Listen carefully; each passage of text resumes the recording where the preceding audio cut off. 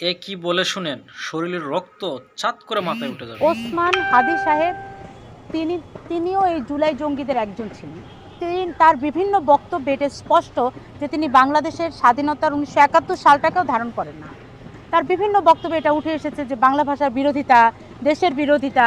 তার বিভিন্ন বক্তব্যে এটাই উঠে এসেছে যে 36 জুলাই সব, 71 কিছু না। প্রথমত জুলাই যোদ্ধাদেরকে সে জঙ্গি বলছে, দ্বিতীয়ত শহীদ উসমান হাদিকে জঙ্গিদেরও একটা অংশ বলছে, এবং আরও জঘন্য ভাষায়, আমি সম্পূর্ণ ভিডিওটা দিতে পারছি না, জঘন্য ভাষায় কথা বলেছে। এখন কথা হচ্ছে, আপনারা যদি এই মেয়ের বিচার না করেন, যারা ক্ষমতায় আছেন, আপনারা ভুলে যান না হাসিনার বিরুদ্ধে খুব গণ অভ্যুত্থান এটা কিন্তু একদিনে তৈরি হয় নাই। এইভাবে আস্তে আস্তে আস্তে আস্তে মানুষের ক্ষোভ কিন্তু গণ অভ্যুত্থানে পরিণত হয়। তো জুলাই কিন্তু আরেকটা হতে পারে, যেহেতু একটা হয়েছে আরেকটা কিন্তু হতে পারে।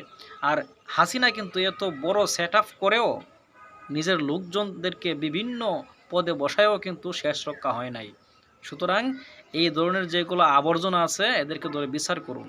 আর যদি বিচার না করেন, আপনারাও যদি তাদের এই কথাকে সমর্থন করেন, ভুলে যায়েন না যাদেরকে জঙ্গি বলে এরা সম্বোধন করতেছে, এই জঙ্গিদের কারণেই আপনারা দেশে আসার সুযোগ পাইছেন, এখন ক্ষমতার চেয়ারে বসছেন।